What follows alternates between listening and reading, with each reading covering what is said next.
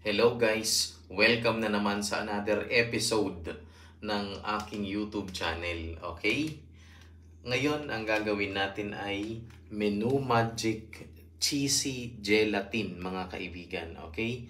Ang ingredients natin ay syempre yung Menu Magic Mango Flavored na gulaman. Okay?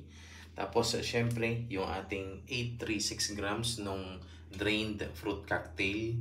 Meron din tayong condensed milk na mango flavored, all-purpose cream, cheese, mga kaibigan, 2 pack ng maliit na gatas, 2 eggs, and of course, yung ating mangga na 2 piraso.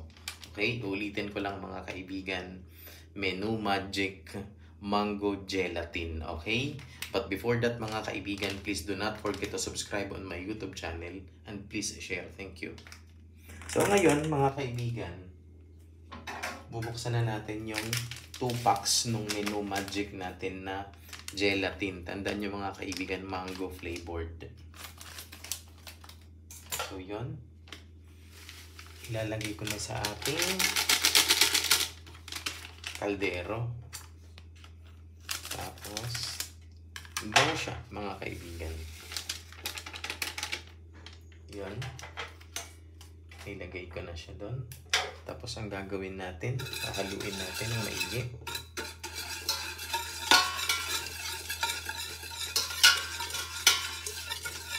Halo na natin mga kaibigan. Saka natin ilalagay yung ating 2 pouch ng ating gatas.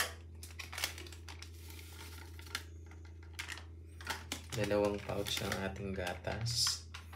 Tapos i-mix naman natin siya para humalo siya doon sa ating gelatin. Napakabilis lang ho nito mga kaibigan. This is of course timely and relevant kasi nga pampawi din ito sa uhaw natin. Kasi summer na naman.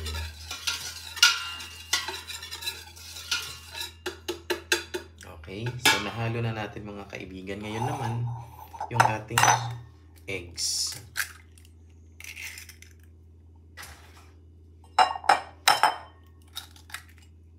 So yan, haluin natin yung ating itlog.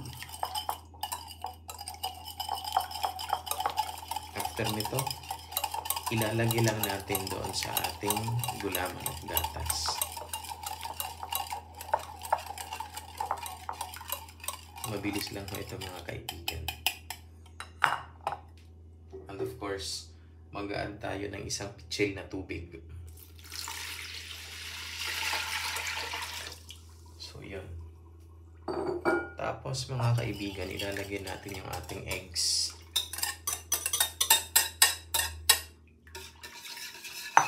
Haluin lang natin ng haluin hanggang sa matunaw yung ating gulaman at saka yung ating gatas. Mabilis lang ho ito gawin mga kaibigan. Sobrang bilis lang.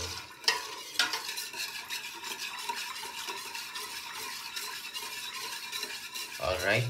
So ngayon, ilalagay naman natin yung ating all-purpose cream.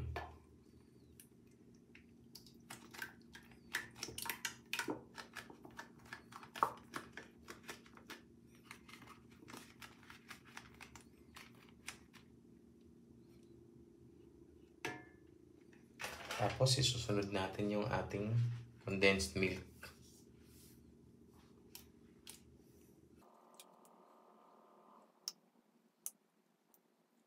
So yan mga kaibigan. Tapos hahaluin ulit natin.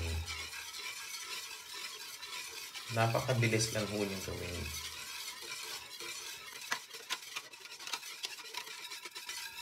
Ngayon pag nakita natin mga kaibigan na mix na natin siya ng mabuti, ng maigi, pwede na natin siya isalang sa ating apoy. So yan mga kaibigan. Sa isang medium heat lang mga kaibigan ang gagamitin natin. So yun, isasalang na natin. Tapos hahaluin natin ulit. So yan mga kaibigan. Tapos tatakpan na natin siya. Okay? Ilalagay na natin yung ating cheese na cubes. Okay? Ang magiging lasa ho nito mga kaibigan merong degree of sweetness at saka mayroon din hint of saltiness. Okay?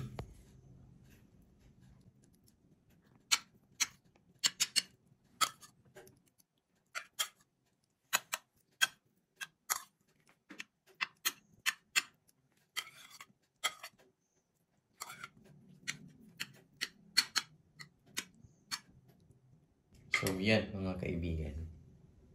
So guys, ito na. Ibubuhos na natin yung ating gulaman mix.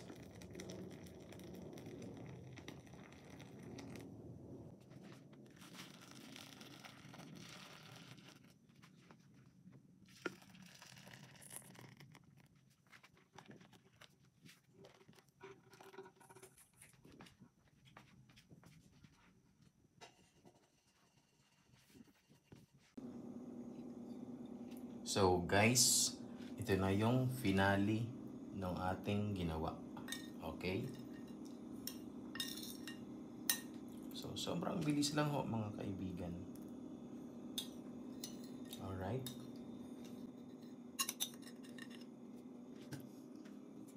So ayan na siya mga kaibigan. Sobrang bilis lang gawin.